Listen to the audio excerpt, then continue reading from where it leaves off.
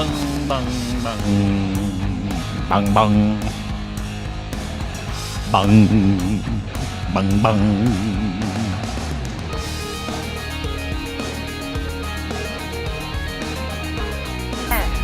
9, 8, 7, 6, 5, 4, 3, 2, 1. Let's start right out. Hey, what happened? Hi. Hey there. Welcome. Hi, everybody. Good to see you. Welcome to the show. My name is Dean. Lachlan Cross is here from 95.7 Cruise FM. You can find him on Twitter as well, at Lachlan Cross. Hey, Lach. Hey, buddy. Hey, guys. Hey, little buddy. Who's taller between me and you? I'm 6 foot. You're 6 foot? I'm 6'4", minus half an inch. So 6'3 3/4", I think, is what I was in school and like in basketball. Okay. So I'm 6'3". I was 6'4". Was 6'4", like you. I used to be tall. Lost an inch. Bondzee, how tall are you? Just a quick question. 5'8". Cool. On a good day. What's that like? Like when you, because I've only grown up being the perfect height, right? Yeah. Like 6'3", 6'4", like deathly afraid of 5'8". What do you My weigh? My brother's 5'8". 225 now. 225? Okay. Maybe less. 220. Yeah. I'd like to get down. I'd like to get down to 225. I'm tipping the scales at 240, which is a good fighting weight for the octagon. Yeah. But I don't necessarily see myself back in the octagon anytime soon. Bad knee. Yeah, at 51, 50. Oh, bad knee. Is that it? It's not your age or the fact you've never fought. It's just the knee. I love guys like you. I can't trick knee. Oh, really? How about the fact you've never fought anybody and you're afraid to fight? Yeah, that too. I find if your knee's bad, when you're in the octagon, it's harder to run away from them, right? Like, because I'd be the guy that'd be running a lot, like in a circle to see if he could catch me. Yeah, me too. And if your knee's bad. Yeah. I it's always a great excuse is in the knee. I used to do that like all the time. You get in a bar fight, you start mouthing off. Some guys like, let's go. I'd be like, if it wasn't for this knee, I would do something to you that you would hate, but it's the knee. So you're lucky that the knee is in the way here. You're and I lucky. don't want my glasses to get broken. Well, it must also, be nice to these be glasses 6'4" and 225 and feel confident in a bar where I'm probably going to kick somebody's ass because I'm this size. Try being 5'8" and 170 pounds. Well, back in the day. Now we're tipping at 190, but the good thing about being 5'8", dude, is it like like when there's something on the top shelf, you have to call someone else in, like us. You have to call one of us in to get it, right? You have to go, hey, Dean, Locke, I need you to get that thing on the top shelf. We're like, no problem. But it would be weird having friends because my short friends would always say, it sucks that you're so tall, incredibly good looking, incredible physique, all those things. Cock. They would say that to me. Yeah, a massive wiener. Yeah. They would say that to me. But what really drove them crazy, it was my height. Like that would drive guys nuts, which is, I find that interesting. Does it bother you to be on a podcast and be easily the shortest guy here? Like if we went out, they'd go, oh, there's Lachlan, Dean. You should come on with little James because I think James is 5'1", isn't he? Is he 5'1"? Or maybe 5'2", I think. I don't know. Anyway, I think he weighs as much as you do, Bondzee. 170, 5'1" and 170. Yeah. Wow. Jesus. Hey, and don't let the height fool you, though. That's all I'm gonna say. Oh, you got a hammer on you, do you? Yeah. You know what? I'm not gonna lie. The good Lord didn't bless me with height, but He gave me a little extra. You know what I mean? In the pants? Good for you. Congratulations. Yeah. What are we talking? Are we talking 7, 8? What are we talking down there? Well, I'm not sitting here saying I'm fucking Ron Jeremy or anything, but or Peter North. But it's when it's fully erected, the ladies really do enjoy it. When it's fully erected. Have you got a hook on it? Building in your fucking pants? No, there's no hook or nothing. It's as straight as an arrow. Okay. Mine too. A rather nice looking fella, I think anyway. I got it. My wife tells me I have a good looking. Isn't that her job though, dude? I would say that there is some lying, like some intentional lying from the wife in a number of areas. I don't know if she has to exaggerate though. I think she does. Kind of, it comes with being married. Whereas a single fella like me for the past 5 years, I've had a few ladies, and they go out of their way to say, "Golly gee, I really like that penis, mister." What do you talk like that when you talk to him? Because if you talk like that on this show again, I'm going to punch you in the face the next time I see you. The thing, we shouldn't bring this up because he might start using the Asian accent again. But did the lady that you paid $40 for at the rub and tug, did she have a comment? Well, no, she did it because she didn't get to see it. It was such a waste of time. The poor lady, because he only had $40. Yeah. She missed out. That's how I look at it. I have had 60 conversations about your rub and tug experience since I found out about it last week. And everyone, to a man, has said he fucked up when he went into the room. He should have negotiated a whatever it was, and you need to initiate it. Everyone. Even the people that don't go to rub and tugs was telling me that $40 encounter that you had, that failure at getting you got rooked. Yeah, that was all on you. That's all your fault. My past encounters, if I may, have usually went like this. The nice lady walks in, you're laying down, she will either start to rub or not, and say, "Oh, I almost did the voice. Sorry, I won't. I promise I won't." Thank you very much. I appreciate that. Don't do it. We only yelled at you. Yeah, we only yelled at you for an hour in the show that one day to not do it, and you're like, no problem, and then you go right back into it literally 4 seconds after we begged you and you apologized. I have this mechanism in me where if you tell me not to do something, I'm going to do it. Redneck mechanism? I know. I know. Okay, so let's get off the rub and tug here because we've got something to deal with. Idea. Thanks a lot. You know that about a week and a half ago, our man Bondzee got vaccinated with J&J, right? You know that we don't get those in Canada, right? Like that's not something available to. It's the one dose shot down in the States, and it's kind of the one that they, I think Johnson & Johnson's American company, right? So they kind of kept their batch for the Americans. For the Americans. Mm-hmm. Yeah. Well, that's what he got.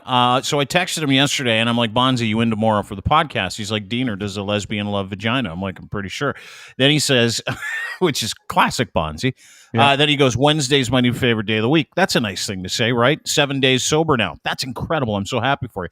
Partially paralyzed from the vaccine, though. What do you mean? And I almost got blown away to Kansas. Massive storm in the desert. Blog almost ready to go. And I'm like, fuck, you made me laugh. Look forward to it, brother, because I didn't really read the text. Like, I didn't read the part where he's like, I'm fucking paralyzed from the vaccine. And I'm like, oh, that's great. We'll see you tomorrow. He's like, dude, I'm serious. I am fucking paralyzed from the vaccine. And once I can move and walk again, I'm on a mission, brother. Talk to you tomorrow. So the dude is apparently paralyzed, but explain what the fuck you're talking about, because it's funny. I kind of don't really doubt that you're having a tough time since your vaccination, because we had 20 minutes prior to this to talk and you're in pain. Like, you don't feel great. No, I don't. I am. What day did you get the vaccine? What day? Tuesday. So okay. A week ago yesterday. Do you have any idea? Like, do you have a rough idea? What is that? You all right? Oh, that's me playing some vaccine music. Oh, okay. Do you have any idea, Bondzee, about how long it was after COVID, like after your symptoms ended, that you got the vaccine? Because you did you're pretty sure that you got COVID, right?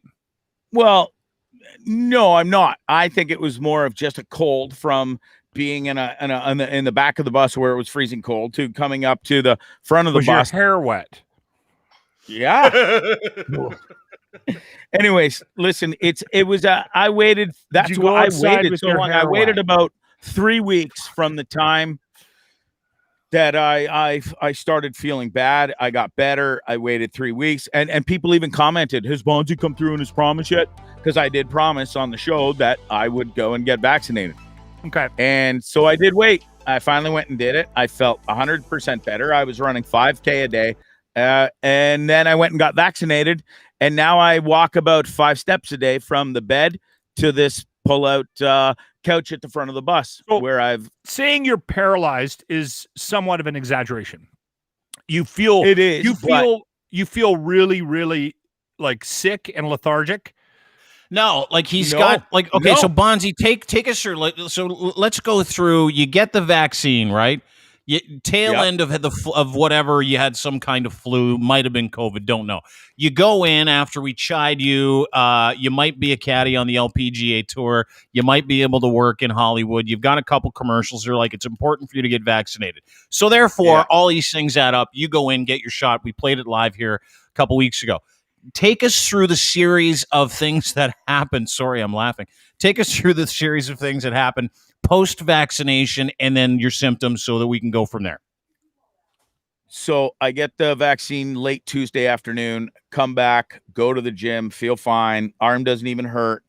The next day, Wednesday morning, I wake up thinking I went to bed that night thinking, okay, just even because of my luck, I think I'm going to feel like death. Like, some people say they get really sick. Yeah. That's just my luck. I figured that was coming. I wake up Wednesday, feel great. Wednesday, normal routine, work out, do the show Wednesday night with you. Thursday, I wake up 4:30 in the morning. It was 4:30 in the morning here in Cali. I did the interview with Locke on Cruise FM 95.7, right, Locke? And went back to bed. When I woke up around 8 a.m. that morning, I instantly, something wasn't right. I came to the front of the bus. I make a coffee, let the dog out. I'm going to do, I grab my guitar. I start playing. I'm feeling like, whoa. So something's not, I don't feel good. I got to go back to bed. So I go back to bed. I sleep the entire day and all night and then until the next morning. And when I kept waking up, I wake up a lot, but I couldn't get out of bed on Thursday. Then the pain started in my neck and shoulder. Friday, I'm able to get up and move around. I've got energy back and stuff, but the pain is debilitating. I did my show Friday night, and I was embarrassed. I was off. It just wasn't me.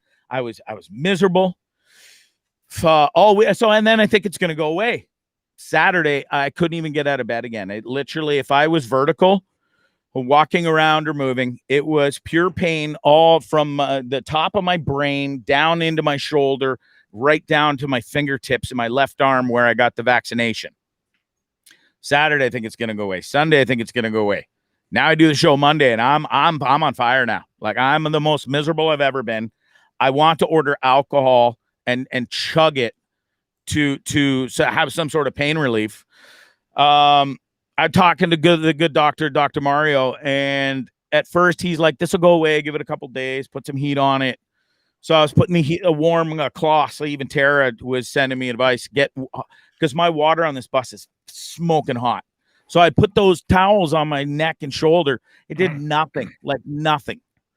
Now we are on Tuesday, yesterday, still nothing. So I talked to the doctor and he said, maybe you better start seeking some medical attention. I have full energy. I feel 100% like Bondzee, but I feel like I'm trapped in a cage. I can barely use my left arm. If I'm walking around for more than 2 minutes at a time. You right-handed? I'm left-handed. Oh, that sucks, eh? Yeah. Well, no, the good news is, though, I wipe. Can you wipe? Yeah. Good wiping. I wipe. What about grabbing your wiener? My right hand, but I'm left-handed. Oh, good. So you're okay that way. Yeah, he is. It's called the girlfriend, I believe. Yeah. Congratulations. Yeah. Anyways, actually, I'm you miserable, got a permanent version of the stranger by the sounds of it. It's still not going away. I have to be, if I sit at a table, it is pure agony. If I walk around, it's agony. If I lay down halfway like this with my feet out straight, I'm okay. I get relief. And if I'm fully straight and I have to sleep like I'm in a coffin, and the second I start tossing and turning, it's a complete agony. So I don't know what's going on, man. I'm not digging it. Well, hang on. I think actually we might just via the comments, and folks, if you're listening to this on Twitter or if you're watching this on, I hope you have anywhere. Bell's Yeah, no kidding. You might have Bell's palsy. But Brad Hoppy, who was supposed to be on with us today, I thought he was going to be on with us today, and I scheduled it yesterday. I fucked up. He says, Bondzee, being fully serious here. He's a fucking paramedic, so he knows what he's talking about.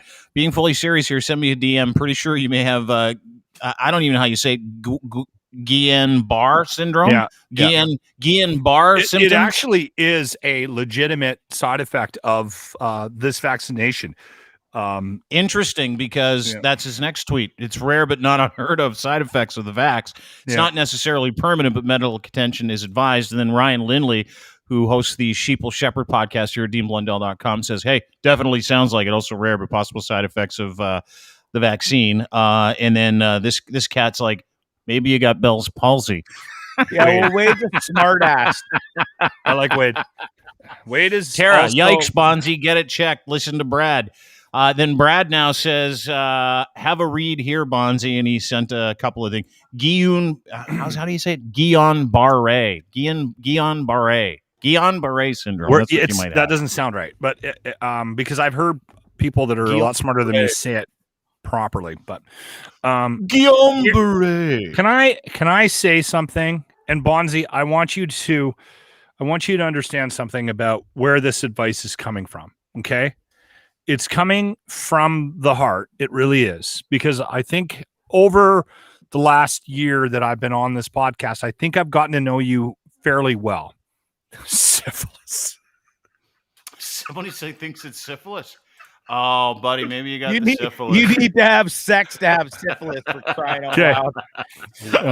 So anyway, Guillain-Barré. That's what it's called. Guillain-Barré. Yeah, that's right. Okay. The thing that I want to say out loud, and this is based on the fact that my scene card says I'm a doctor. Yeah, I can't wait for this advice. Here's what I think's happening with you, Dr. Bondzee. Bondzee, terrible. Here's what I think is happening to you. Yeah. I have maintained a healthy lifestyle because I've learned to do something. I've actually learned to lie to myself. Okay. Because I've realized something about the human brain. It is wildly powerful.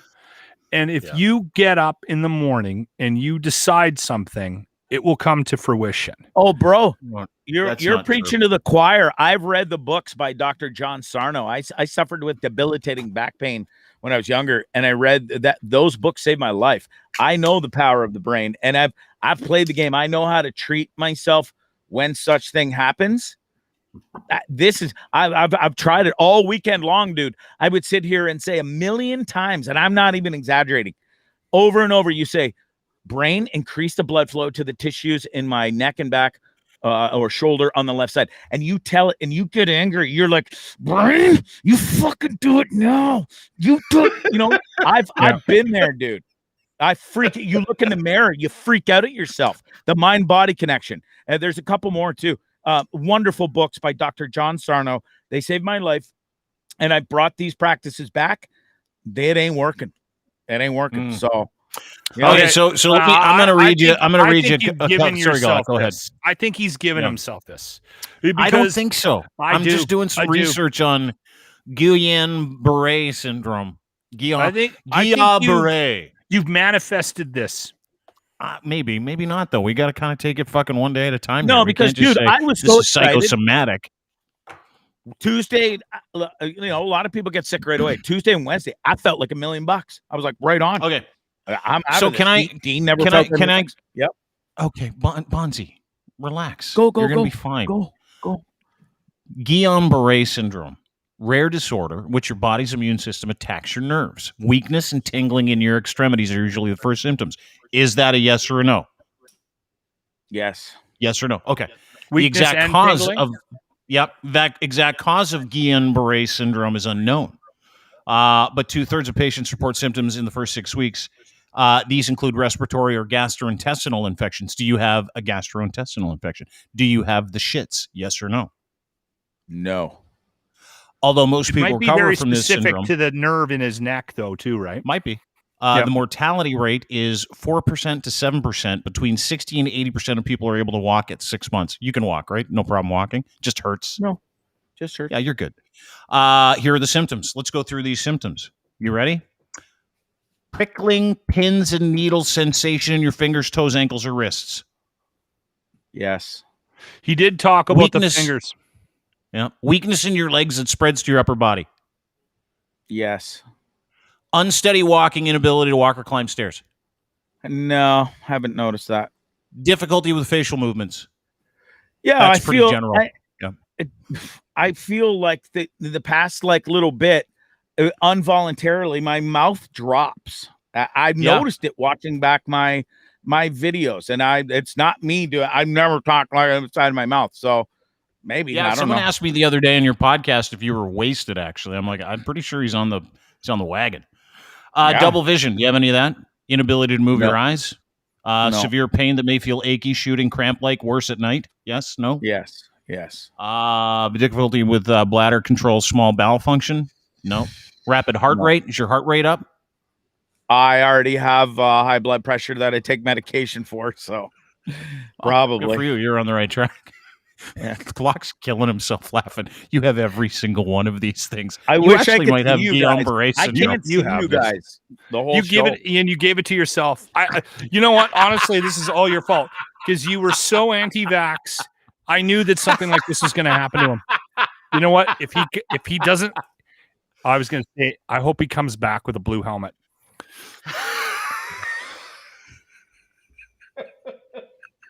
Dude, he is in crisis right now. The dude is in crisis. He can't move. Like, he's been fucking miserable. I'm trying to help him. Like, there's a very good chance he has Guillain-Barré syndrome. Hopper. I don't know that. I just went through the fucking things. But here's the thing. What's a doctor going to do for him, though? Like, I mean, nothing. This sounds like you're going to go home and go walk it off. Like, you're just going to have to get it. It's going to have to run its course. Another question. Quick question. Do you have piles? Yes or no? What the fuck's that? That's hemorrhoids on top of hemorrhoids. Yeah. I have hemorrhoids. I don't have piles. I don't know. Maybe I do. Who knows? I haven't really looked back there lately. Oh, let me bend over through. I can't even bend down and look through I'll my have bung. I'll have a look. Bung turn around in the mirror. Show us your bung piece. Let's have a look. We'll check for you right here on the program.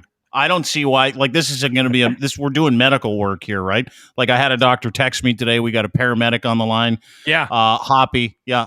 Listening to this, going to try and listen to. What's that? Actually at work listening to this. You know that if I could move between and bend over right now, I would show you my bunghole. Well, I don't see why you don't.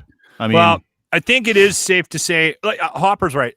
You need to go to see a doctor if you can, but I don't know if. I mean, again, I'm not an expert by any stretch, but I'm not sure. You might be able to give you some medication to help you sleep or something, but I'm not sure there is. From what I know about this Guillain-Barré, I don't know if there's much of a treatment unless you go to a Chinese doctor, and we know how much luck you've had on the. You don't know that. Boil up some cockroaches. Do you lay awake at night thinking of the most insane things you can say on your radio show, on the podcast the next day? I almost forgot. All the time. Crickets. Okay. If you can make it a tea out of dried crickets. Yeah. All you have to do, Locke's joking around, but all you literally have to do is go to a doctor and go, hey, what is this? But what they're going to do is probably tell you, if my reading is correct on Guillain-Barré syndrome, is that ain't jack shit you can do about it. You just got to kind of pile them.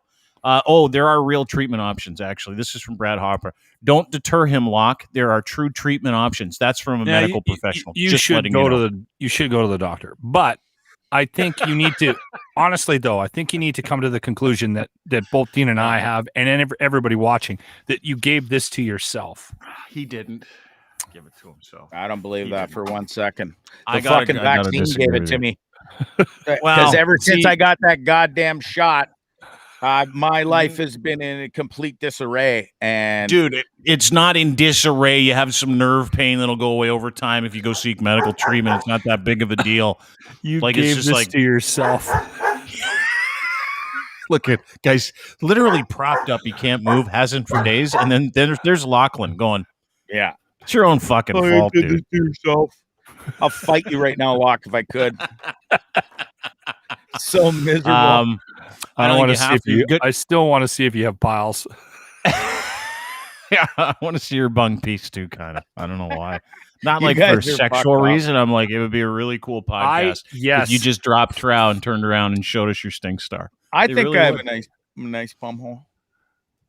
I've seen it lots. A nice bum hole. Yeah. How have you seen it? I don't think I've ever seen mine. I bent over in the mirror. You know, you got to shave it and make sure you don't mess up and stuff. And so I can't even do the movement, but you almost like buckle right over like this, and your head's almost between your legs and looking out in the mirror, and you're pretty close to and then you do what you got to do. I've seen it lots. You get zits there sometimes from shaving, ingrowing hairs and stuff. You got to doink, and then you're good to go. Yeah. Don't forget, he thinks that area of his body's a playground. We don't. So yeah, there's the difference, I'm not. Right? I'm not in there very take often. better care of it. I can't say I have ever thought about how to get to a position where I could see it in a mirror. Either. I go to great lengths to avoid seeing that area of my body. Like if someone like if I had bent over naked and someone took a picture of my asshole and they said, "Hey, you want to see a picture?" I'd be like, not a fucking chance. I know what comes out of that thing. I have no interest in seeing it in a state of rest at all. Me neither. Zero. I'm not interested. I keep it nice Speaking of assholes, we got a couple assholes to get to. Doug Ford announced that we would indeed have a vaccine mandate today. Did you guys see this? Bondzee basically said, when we reported this like fucking 2 weeks ago. But effectively, here's the deal. Vaccine passport is coming to Ontario after fucking, I don't know, months and months of people asking for it and Doug not wanting to do it. His kids didn't want the passport. So here's the deal. If you live in Ontario, it's coming on the 22nd of September, 2 days after the election, strangely enough. And I don't. Are they calling it a passport, Dean? Yeah, they're calling it a passport / certificate. If you get caught up with those details, you're a fucking idiot in the first place, right? I'm curious because they seem to be going to great lengths to stop the use of the word passport, which I think is entertaining. Like, so do I. Yeah, it's not just entertaining. It's like, fuck, are you seriously focusing on that word? Like, we're all dying and getting sick again, and you're upset about the word. You don't like passport? You prefer certificate? Here's your fucking certificate. But here's the deal. Shit for Brains announcement today said masks and vaccine passports in Ontario are a must in restaurants, bars, gyms, and other indoor settings where masks cannot be worn for the duration. So if you go into a place and you're going to be active and you can take your mask off, but you have to be vaccinated. Your original proof of vaccination receipt will be your passport along with other piece of government issued ID. Not that it's going to be an issue for people to print fake vaccine certificates because we know that no one will do that. Ontario is not going to need proof of vaccination for indoor shopping or dining or on outdoor patios. Movie theaters, nightclubs, bars, any indoor club or activity will require them, but not malls or retail stores because Doug's anti-vax daughters all love to shop, motherfuckers. And any business not required by law to institute the vaccine mandate can institute their own outdoor concerts. Anybody, if you're a business and you don't want anti-vaxxers in your store, you can absolutely say not allowed to come in unless you're vaccinated with proof of vaccination. But that's it. One of the interesting things, and I'm happy it's here. It's vaccine mandate light. But one of the interesting things is healthcare workers and all employees don't need to be vaccinated. So here's the situation as it's created now. And listen, these mandates aren't going to be perfect. They're not going to appease everybody, right? Like, let's take some fucking brains into this thing and know, okay, we got a vaccine passport. Let's use our heads. Let's critically think this whole thing through. The one part that they missed, which I found very interesting, is that a waiter does not have to be vaccinated to work 8 hours serving people who are, and you can only eat indoors if you're vaccinated. But the waiter doesn't need to be vaccinated. He can serve you. However, that waiter or she can serve you. That waiter cannot eat at the same restaurant that they are working in for 8 hours a day. So anyway, that's the fucking weird wrinkle. Like, there's going to be shit like that. And it's to my theory, Locke, help me understand. That actually doesn't even fucking bother me as much as not having a passport, not having a certificate, right? Like, the fact there's loopholes, there's always going to be loopholes in every one of these fucking policies. Again, I mean, the whole, I have to balance my complete disdain for politics as a whole and that growing frustration with public officials and the fact that they continue to make mistakes and that quite often decisions are made for the minority and not the majority in many situations in the world that we live in.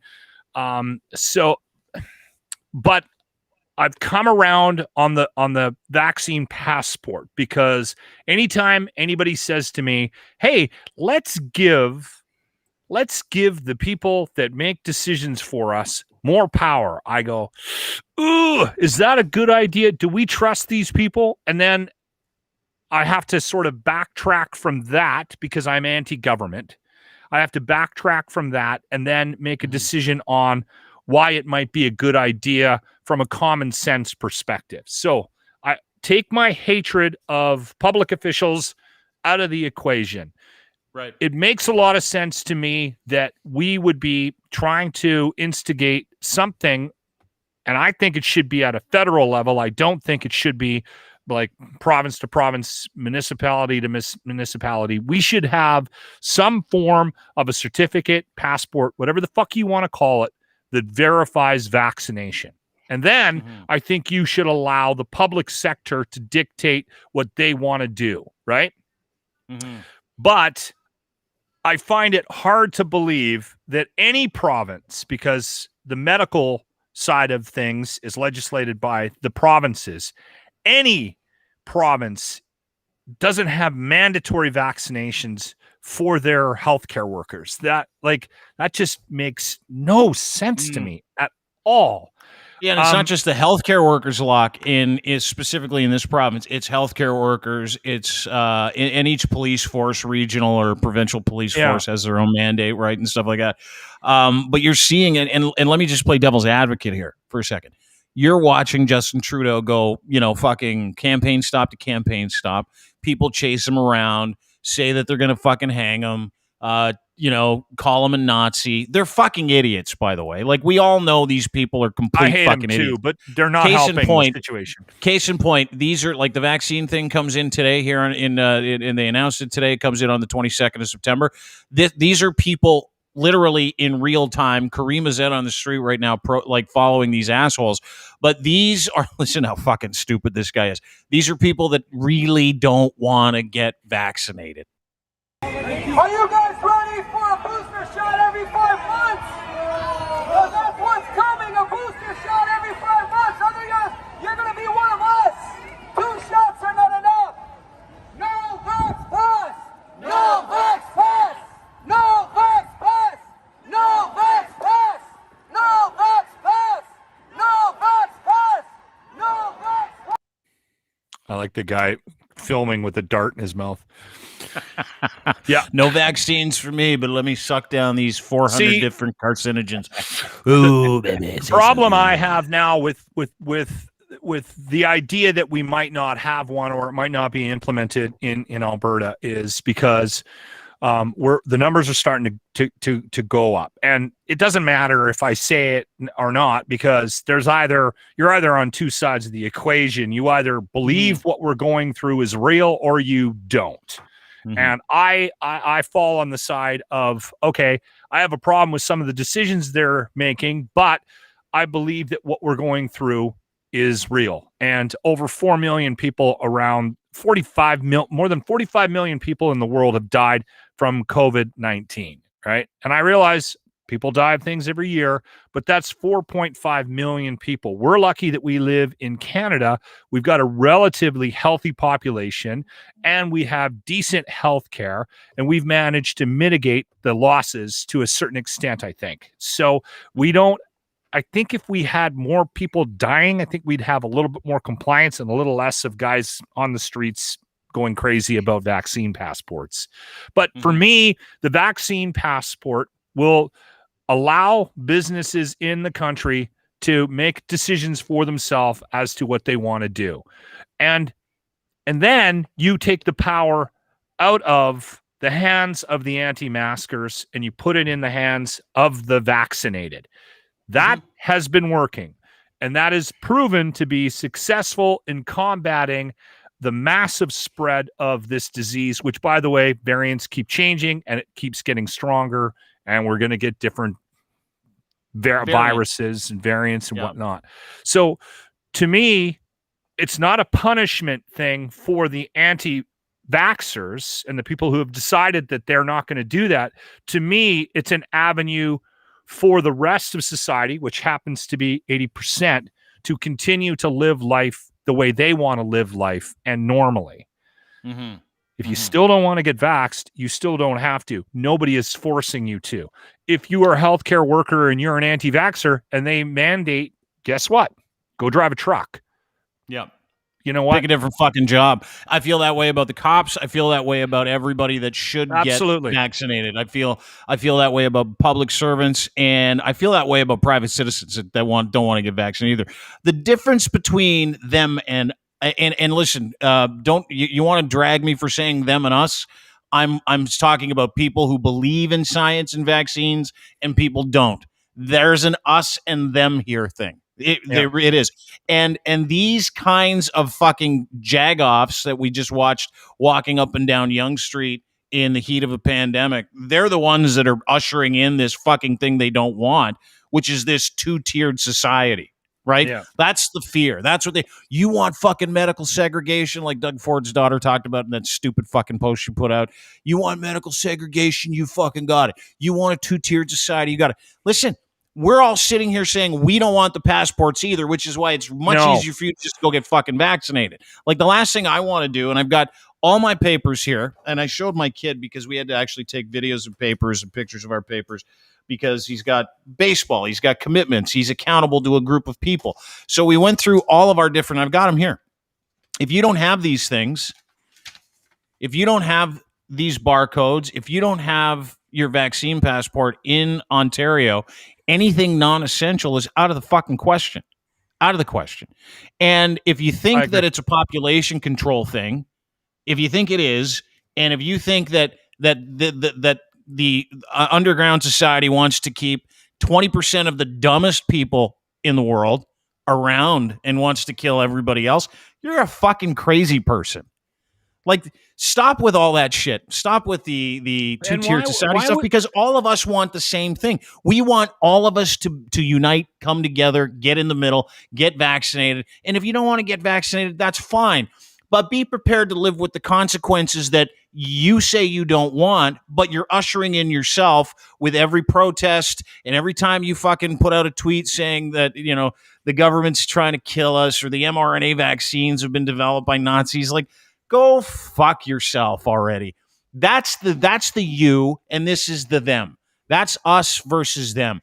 And us isn't saying to them, go fuck yourself. You've told us to go fuck ourselves, and we were happy just to continue living, getting vaccinated, all those other things. So that's where I'm at. Hey, fuck, listen, we've got vaccine mandates in the province. I can go about my business. My friends' businesses can continue to survive and thrive. Yeah, that's where I'm at. We can be safe going into those businesses. We can feel safe. So one of the things I want to be able to have Dean, I'm sorry. I want to be able to get to a point where we are having a conversation about the things that we agree to disagree on, as opposed to being thrown into these camps of either you're a total libtard or you're a Nazi. Like, you know what I mean? Like, it's that's the thing that's frustrating for me right now, because even a clear-cut conversation like the one that we're having right now about the idea, the benefit behind bringing a passport when you're anti-government.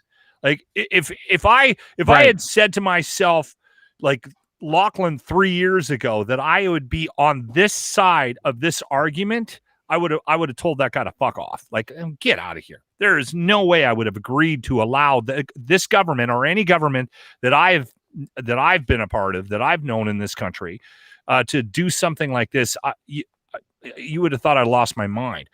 But I've watched how things have progressed, and I'm seeing how numbers are going up again. The fourth wave is completely the responsibility of the fourth wave is on the unvaccinated right now. And I think we should just find a way to continue to keep ourselves open, because it's more important to me right now than trying to convince 15, 20% of our population that's just not going to do it, to get vaccinated, to get us over the hump.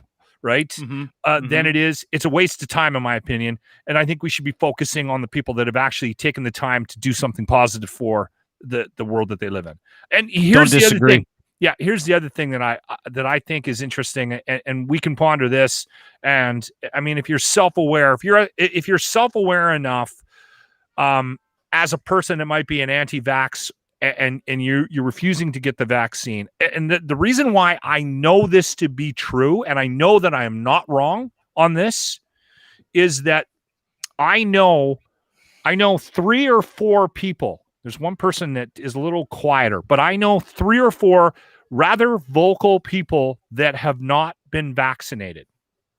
Those people were also the loudest people when all of the restrictions about COVID were happening at the beginning of this and we were locking down. Now they're continuing to be loud about the process of reopening with the vaccine. So we'll be locked down because the group that made the biggest stink about being locked down in the first place is still pissed off. Yep. There's a good chance that group is never going to be satisfied. And it's just, we've reached a point that 20%, they're just there. Let's move on without them, right?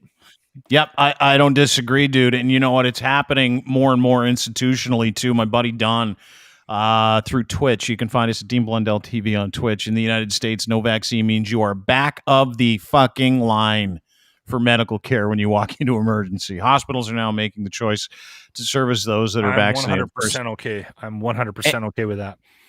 It's called. I'm even against them canceling elective surgeries. Like, yeah, I am too. Like, but here's the thing. Here's the thing: I got is a bump on my hand that I've been trying to get removed for literally 5 years, and then COVID hit, and now I keep getting. Listen, if somebody said to me, "Listen, we can do it, but there's somebody really, really sick that chose not to get vaccinated that's in the waiting room that's dying," I'd go, I think I want my bump removed.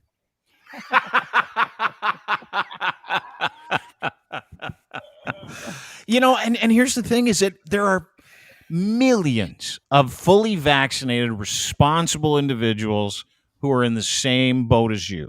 They've got an elective surgery that they had to get pushed and had to for a year and a half. And you've got a bump on your hand. I'm talking about my uncle who still can't go in for gallbladder surgery. He is getting sicker. Are you fucking kidding me? Nope. Yeah, see, he's getting sicker as the days go by. That's bullshit. And he can't get in and he lives in the States, because where he lives, it is not considered an emergency. If he dies, he dies. There are sicker people than him. But now the United States has started to change that around. He's hoping that he can get his gallbladder surgery, by which he has been waiting for 2 fucking years. He's been waiting for this for 2 years. It's been put off 7 times. That's 7. Insane. 7. That's 7, right? 7 times. Do me a favor when you talk to him next. See if he can get a like a surgical room an operating room with windows so he can wave at the fuckers dying of COVID-19 in the hallways while he's going under. Yeah, people never think of that kind of stuff. For like, and I guess I never did either. Like, I've been very self-centered my entire life, and now that I don't feel that way, I feel like, I mean, I got to give something back to the greater good, to society.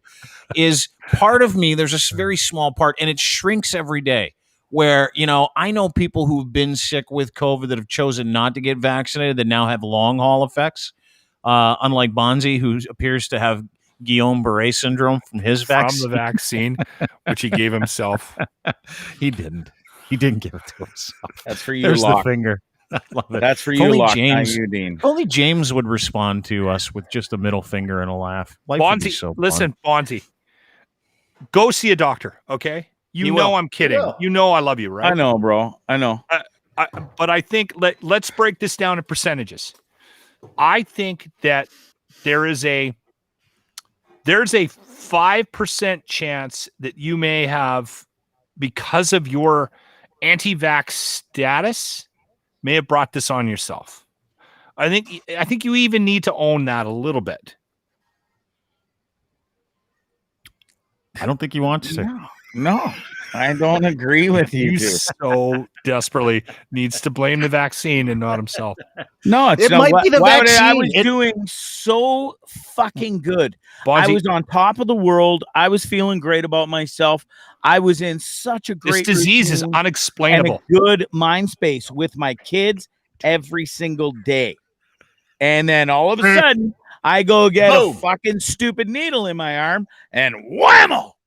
Old Bondzarelli's life has just changed for the worse because of this fucking vaccine. Not because my stupid brain is on fire. Oh, well, I don't know what you're thinking, dude, or talking about, but I was doing just goddamn fine. I think I've been very clear. You gave this to yourself.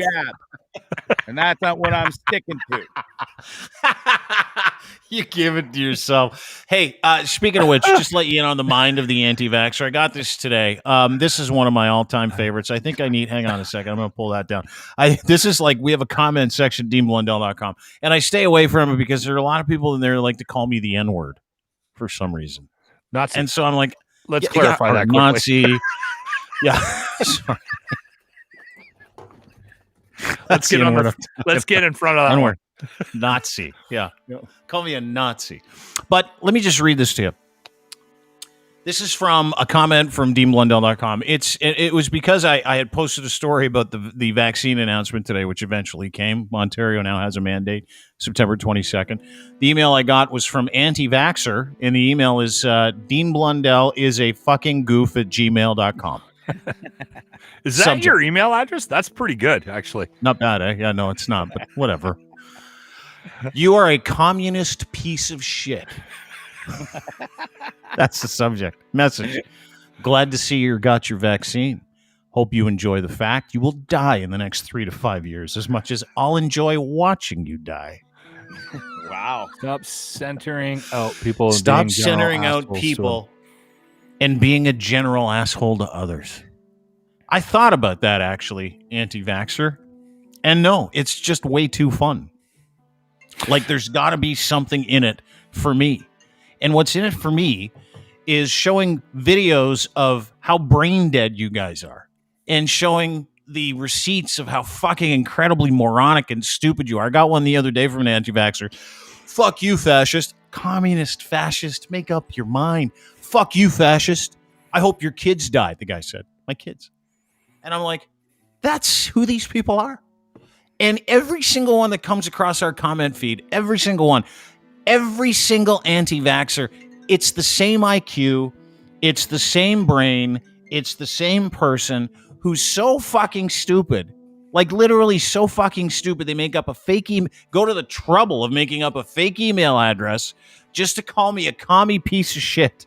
And then to tell me I'm going to die in the next 3 to 5 years. I'd have more respect for it if they did it in their own name, right? As well. Yeah, but none of them do. That's the other thing. They're all anonymous. Every single one of you douchebags is anonymous. My name is attached to everything we put out. Same with Locke. Locke put out this thing today because we were talking about Trudeau. Did you see his platform? Did you see what he's doing? He's given $100 million to be no 400. $400 million. $400 million, according to the article. To the Canadian Broadcasting Corporation. Yeah. Locke signed his name to the tweet. Like, if you think this is fucking crazy, wait till you see how much money Justin Trudeau is going to give the CBC. And this is the actual platform. I got the audio. Let me just the text. Let me just read this to you. For the arts and culture sector, I fucking laugh every time someone's like, "How much money for arts and crafts in the budget?" Yeah, I love arts and crafts. Among the industries hardest hit by COVID-19, re-elected Liberal government would match ticket sales for performing arts, live theater, and other cultural venues to compensate for reduced capacity, extended COVID-related insurance. That's nice. So if your shitty band has a ticket, it sells like 10 tickets to a show, the government will buy 10 more and give you free money. While Aaron O'Toole has said government led by him would review the mandate of CBC English television, CBC News Network, this is from a CBC article, by the way, CBC News Network and CBC English Online, and assess the viability. They're going to review the mandate and assess the viability of refocusing the service public interest model like that of PBS in the U.S. to reduce competition for private broadcasters. The Liberal Party is promising to give $400 million of your taxpayer dollars to CBC over the next 4 years. That is $100 million of your dollars a year. Every year. So suck on that. For me, like speaking as a broadcaster, I think it's important that we have Canadian voices. And this is the problem that I have about this conversation, because anytime you start to sort of wade these waters, we'll use CanCon. I'll use CanCon, which is Canadian Content Rules and Regulations for terrestrial radio here in Canada, as a jumping off point. And Dean's very familiar with this because he comes from a radio background as well. So we are mandated by the Canadian government. It's a condition of our license to play a certain percentage of Canadian music. And for years now, I have been very vocal about my thoughts that this is not something that we should be continuing.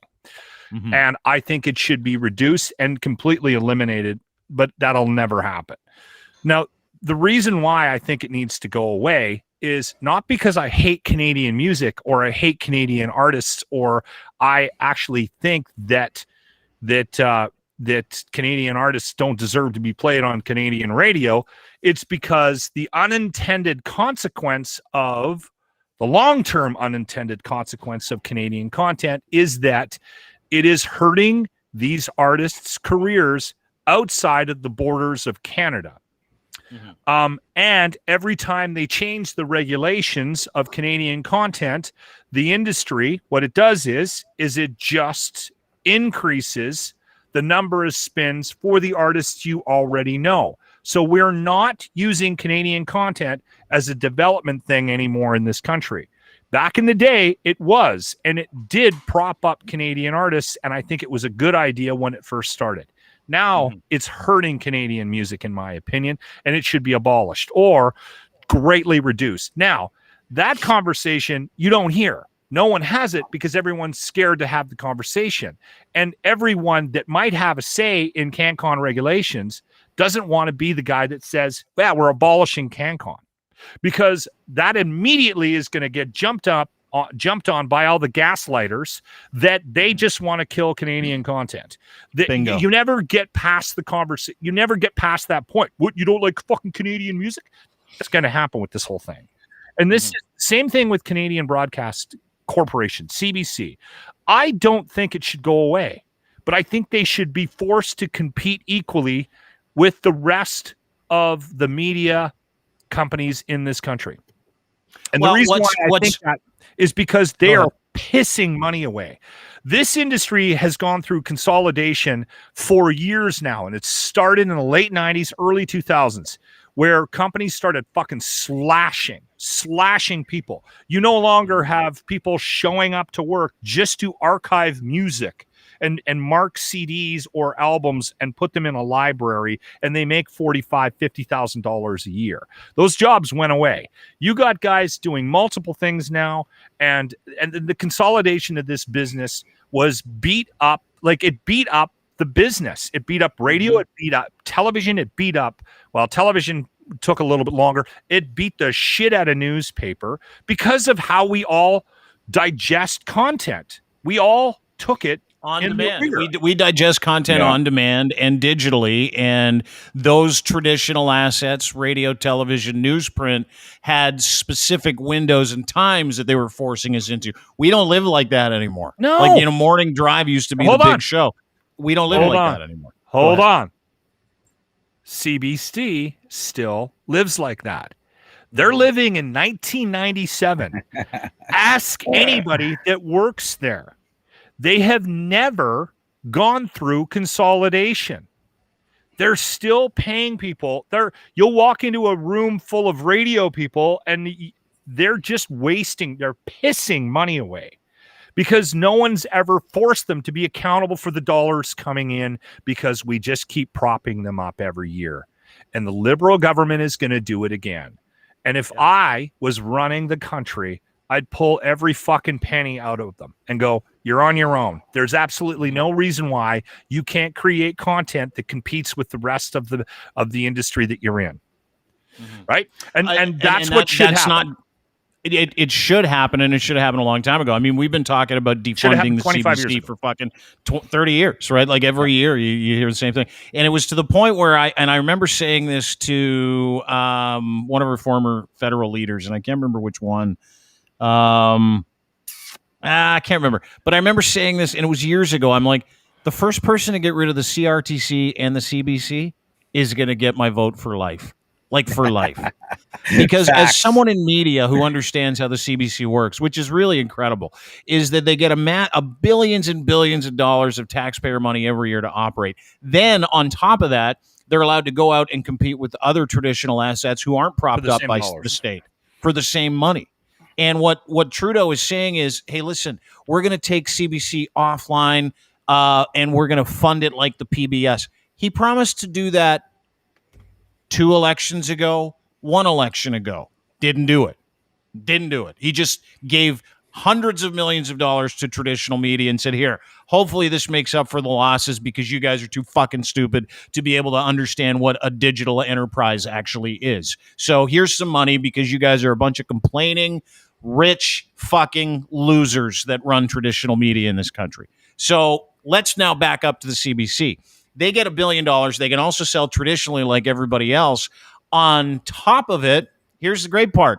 Their budgets work according to what they got the year before, not according to them putting in a budget. And I had a talk with a friend of mine who was an accountant for the CBC, and he goes, fuck, dude, if we don't jack up how much we need every year, we lose it. We are forced. This is how fucking crazy it is. So there are people out there that are killing themselves to produce really great content.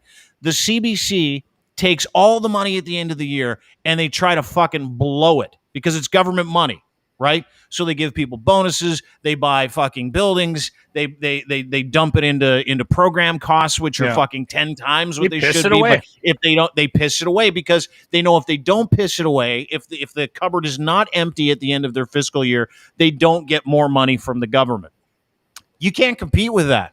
Like, the CBC is number one in every single market when it comes to radio because you cannot fucking compete with that. So they go out and they not only are going to get $400 million from this dickhead, they also are allowed to continue to sell, even though they said they weren't.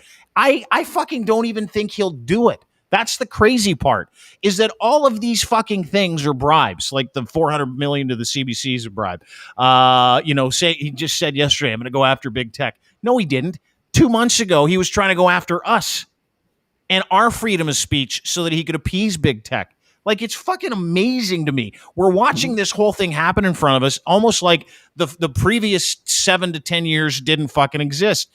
Yesterday, he puts this out. This is fucking awesome, by the way. Justin Trudeau wants people to text him. How many dick pics do you think this guy's going to get? You guys work for us in this. Everyone, Over the next few weeks, I'll be crisscrossing the country talking with Canadians.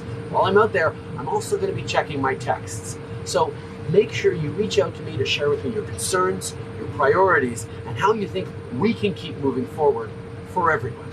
My number is 613-777-2039. So text me and we'll keep moving forward together. Huh? So while he's I'm sending him a picture of my bunghole. That's even better. Grant and I spent 35 minutes on the air today trying to convince Jimmy to send a dick pic to Justin Trudeau. Did he do it? I wish it was real. We know it's a burner phone, but I sent him a text just to see right there.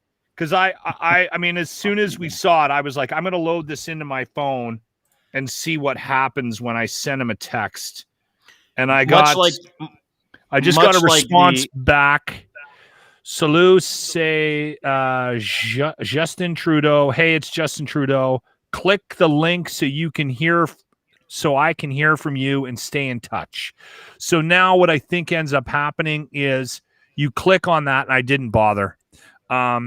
It's some kind of a firewall to protect their end, right? So once you sign up, then it's just like a newsletter or a chat board or something like that. And then they probably have somebody like watching it so that they can punt all the dick pics before they even. So it's But how many do you think he's getting? Like, if he gets 1,000 pictures a day, how many people send him pictures of their nuts and dick? What I like about your idea, Bondzee, is that he's going to get a lot of hammers. He's probably only going to get one butthole. I might just squeak right through there. Yeah. Oh, look, it's Bondzee's finger. Great point. That's a pretty little hole. Anybody can send a dick pic. Not anybody can send a picture of an a-hole full of piles. Not everybody. Because of the Bondzee can. Yeah. And that actually send it to him and just say, hey, is this because of the vaccine, JT? People are fucking. I've never seen people. I've never seen like in my lifetime. I've never seen people turn on a dude like they've turned on him too. Like, it's remarkable. Fucking crazy. Here's this dude in BC. This dude in BC who was asked to wear a mask, who hates Justin Trudeau. Did you see this? No. Took a piss on the floor at Tim Hortons when they're like, wear a mask. He's like, fuck Trudeau. Here's the video. It's fucking awesome.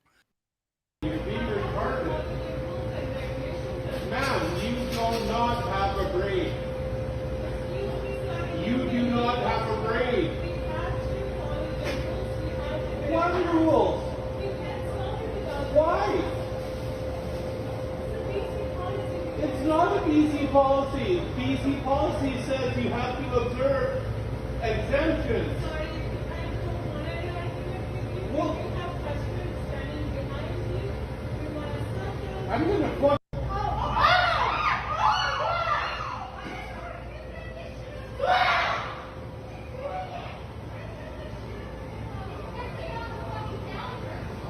Fucking psychopath. Dude whipped his dick out. Took a piss on the counter at Tim Hortons, and when they're like, "Stop," he goes, "You guys are psycho. You guys are crazy." And he's got all his worldly possessions in a backpack. Yeah. That's right. Yeah. Like that's who you're up against, right? Like that's who Trudeau's up against. By the way, if he thinks people want to correct you, it's a Dairy Queen. Okay. Oh, is it a Dairy Queen? Sorry, I thought it was a Tim Hortons. Oh, you're right. Sorry.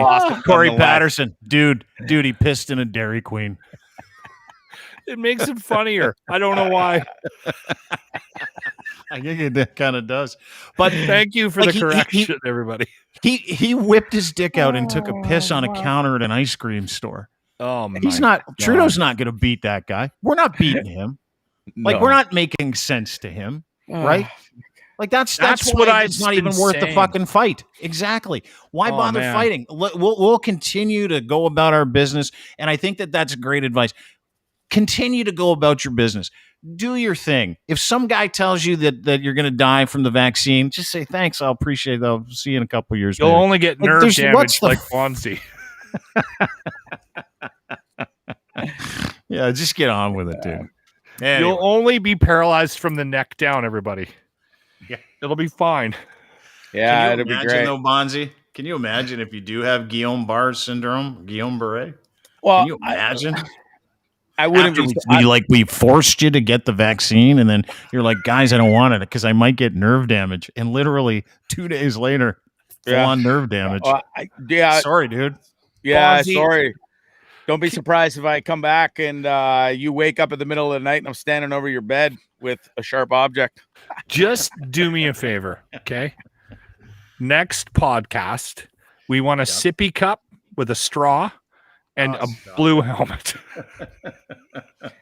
If I could leave this bus and get out of here and walk for more than 3 minutes, I would go and take you up on that offer, Lachlan Cross. But here I lay. Go see a doctor. Get an Uber. Go see go to a drop-in clinic and go get because something's wrong. And I'm trying to be lighthearted about the whole thing, but I am actually concerned about you. And I think you did probably catch one of the 1 in a million fucking. Of course you did.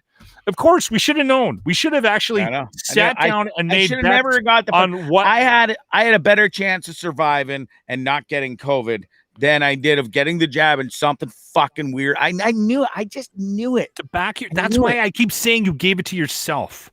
That's because I honestly think you spent that whole time trying to justify not getting the vaccine.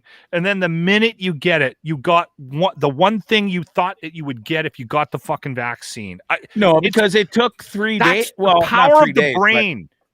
A few days after getting it. You gave yourself. Yeah, I'm starting to come over to Lockside. If you believed all those power of the brain, the body, mind, body connection books you're talking about with that Dr. Sarno dude. Yeah, you actually might be your own. Works the other way, everybody, too. It works the other way. I get up every morning and I go, today's going to be a fucking good day. You guys don't want to admit that it was the vaccine that might have fucked me up because it has. I'm admitting it. It makes more sense that you gave it to yourself. Though. I'm admitting it. I'm admitting I'm admitting that you had nothing to do. Yeah, you had nothing to do with your own demise here. Like, the good news is Guillain-Barré syndrome has only like a 30% higher chance of fatality than actual COVID. So you're in the demo. Like, I mean, you're there. You might not make it, but I hope you do because I think you're great. Just go to a doctor. Just go to the doctor and say, hey, doc, here's the deal. I think I got Guillain-Barré syndrome because my back's all fucked up and I can't, I got all the symptoms. They'll know what to do. I don't, right? Like, you can be mad at Lachlan for encouraging you to live your best life all you want, but I got to side with Locke here. I think part of this is your brain telling your body that it doesn't take kindly to you playing with fire, and all of a sudden, boom. And listen, do you remember when you almost died in Guatemala a couple years ago, or wherever that was, the Dominican? Where were you? Guatemala? Nicaragua. Yeah, that one. So Nicaragua. Like, it's like no one gets stung by these certain bugs. You got stung by like the worst fucking possible bug you could get stung by. You almost died. It's just you, dude. It's like God has something against you. Yeah. It's you. It is Bondzee. And the sooner you come to terms with it, the better off the happier you're going to be. I'm telling you. I mean, and I don't know why I have so many people like you in my life. Like we share this mic. We share mics with another guy just like you, James, the other guy. He's at the prison library today. That fucking guy, same thing. Unintended, honestly, unintended content. It happens daily from him, and he doesn't even know he's doing it. The midget guy on the fucking show. I was telling you guys before we went on. Walked around 3 days with a fucking tuna fish sandwich in his backpack, wondering what the smell was. Like, how do I not? How do I have that guy in my life? Lachlan, you're being 50 tested. years old. My best friend, my best fucking friend in the world, spent 3 days wandering around with a tuna fish sandwich in the back of on his back, wondering. Why does it smell? Every time I turn around, it smells. What is that? How do I not? I spent 10 minutes on the air yelling at him today. 10 minutes because of probably that. felt great. It was Have you tried? Quick question, Bondzee. I know we got to let you go. Have you tried ivermectin? No, well, I tried. It's maybe derivative or something in not Guatemala, Nicaragua. We walked into the pet food store one day and bought what's that other horse tranquilizer? The ketamine. We just walked in. We're like, yeah, we got some horses out on our ranch in Nicaragua. A few white boys, and the guy looks at us like, yeah, okay, boys. Yeah, you guys are getting high, aren't you? Yeah. But he gave it. Other question. So no ivermectin. Have you thought about hydrochloroquine tablets? Listen, if I would take whatever I could get my hands on at this point. Yeah. All right. Well, Bondzee, go to a doctor. Let's stop fucking around. You need to go see a doctor. And get yourself looked at. I think you'll be fine, but I think you need some medical attention by the sounds of it. Even Dr. Mario, who we talk to on a fairly regular basis on the podcast, in that DM, I was reading the DM and I was trying not to laugh. I was laughing hysterically reading the DMs. Were you really? Yes, so I was laughing. So Bondzee's pouring his heart out. So we're all part of these group with the doc, right? And Bondze's pouring his heart out. I'm reading it going, he sounds like he's in pain. On the other side of the country, you're going, wow, this guy's fucked. I was. Fucking lock. These are my friends, guys. Every day it gets worse. Every day it gets worse. The good news, it does. But the good news is if you do go ivermectin, they've got a really nice apple-flavored paste that you'll be able to throw on a cracker. By the way, I don't know how I'm going to find out this information. If anybody listening right now, tweet me, please, at Lachlan Cross. If anybody can give me a lead on how to get information about calls to emergency, that would be fucking fantastic, because I need to figure out in BC in the last week, they've had 9 ivermectin emergency calls to the medical whatever, like the 911. Okay. And I'm poison control. Poison control. I need to figure out how to get poison control numbers for Alberta, because I don't want BC to beat us. I'm hoping we beat that 9. We can do it, Berta. We can do it, Alberta. Fuck BC. We want more ivermectin overdoses here than there. Absolutely. You can do this. I had at least 9 people say that they're taking it on a regular basis the other day when we talked about it. So I had a friend of mine. This is the fucked up part. I had a friend of mine from the States. I was talking to him the other day, and he phones me. He's like, I broke down. I got vaccinated. I'm like, oh, good for you, Jer. His name's Jer. I'm like, good for you, Jer. Way to go. He's like, yeah, I got the whole family vaccinated. He goes, what a fucking joke. I go, what do you mean? Why is it a joke? He goes, it's our fucking last line of defense. I was going to get fired if I didn't get vaccinated, and she was going to get fired. We were on fucking hydrochloroquine and ivermectin, and we were fine. I said, wait a second. And this is like, I worked with this guy. He was brilliant, super bright marketing guy. I go, back it up. You made your family eat the horse paste? He's like, yeah, and we were fine. And I'm like, that says nothing. I go, what do you mean fine? Any side effects? He goes, not really. I go, what do you mean not really? He goes, well, this is incredible. This is unbelievable to me. He goes, well, yeah, we've had your standard explosive diarrhea for a couple months, but nothing major. Nothing major. I'm like, you cleared it up. He goes, right? Can you believe they made me get vaccinated? I'm like, no, I can't, Jer. I got to go. I don't think I know you anymore. Bye. Boom. And that was the end of the conversation. You worked with him at the Edge. He was in the marketing department, and his name was Jerry. Yeah, Jerry Matthews. I'm not saying another word. Nothing like throwing that guy right under the bus. I was Jerry Matthews, investment guy in Arizona, Bitcoin. Don't worry about it. It's all good. I'm not telling you anything else. My God, my side hurts. Yeah, it's a fucking true story. Anyway, Bondzee, I'm happy you're vaccinated. Go get your back checked out. Go see a doctor. Thrilled. Yeah. Just fucking thrilled. Yeah, well, the best decision I ever made. Oh, by the way, anybody listening that thinks that ivermectin might be a solution for them, you can also, because the ranch stores have stopped feeding it to people, you can also order it on Amazon. And if you need to borrow my Prime, give me a shout. I will fucking order it up for you. I'm ordering a case today to send to all those idiot friends I have. Here you go. More ivermectin for you. More ivermectin for you. What's health There's coverage? nothing I like more than helping my friends shit their pants. Yeah. All right. That's it. Bondzee, great to see you. At Bondzee Live on Twitter is where you can find him. Lachlan Cross is where you can find him on Twitter as well, at Lachlan Crosser, 95.7 Cruise FM in Edmonton. Yeah, go to the doctor. We've got bio. Bondzee Live You'll love tonight. this. Bondzee Live tonight? What time? 9 o'clock, 9 p.m. Eastern Standard Time. Okay. I'm really excited for that one to see if you can actually pull this whole thing off, being as infirmed as you are. Go to the doctor first. Try to get to the doctor. I'm going tomorrow. I'll go tomorrow. First, I got a busy afternoon. I got to finish my application for my extended visa stay here in the United States of America. Got to get some, and then I got to polish up the show. Get some apple paste. Yeah, it's coming. I think my Amazon delivery should be here in about an hour or so. Attaboy, I'm really proud of you.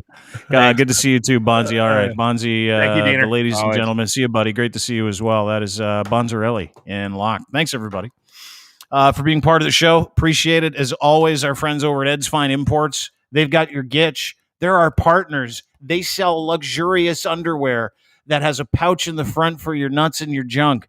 Keeps it away from your legs. Brilliant, breathable, soft. Gitch3 is your promo code. Gitch, and then the number 3 is your promo code. Super easy to do. When you order from Ed's Fine Imports, you use that promo code. You get 3 pairs of Gitch. He'll send you another one for free. 4 for the price of 3 when you use the promo code Gitch, Gitch, then the number 3. Super easy to do. Easy Auto Financial, our friends there want to get you in a car. How's your financing? You can't get it? Having a hard time? What's your credit like? Not great. These guys are ninjas. If you're looking for a vehicle and it's all over Canada too. It's not just in Ontario. It's everywhere. Easy Auto Financial finds the financing and the car that you're looking for, and then they turnkey the whole thing for you. EasyAutoFinancial.ca. That's where you go to get registered. No obligation either. Free to try. They don't want to get paid for your financing. They want to make sure you get a car. Go to EasyAutoFinancial.ca today. Domination.com. It is artificial intelligence for people that produce content. Use it today by going to DMNTN.com and try it. If you're a gamer, podcaster, producer of content, makes your life way easier. 72 pieces of content from one file in 7 minutes or something like that. It's super crazy.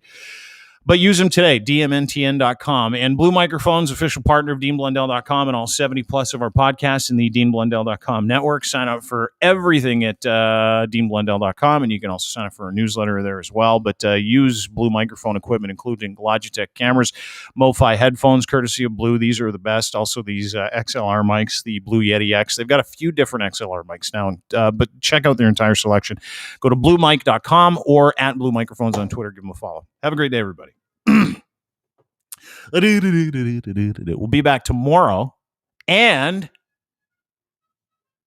my friend Nate Erskine Smith will be here. Still running for office. He's running for the Liberals down in the beaches. He's going to talk about the election. Why did they call it? Why didn't they? I like Nate. Good dude.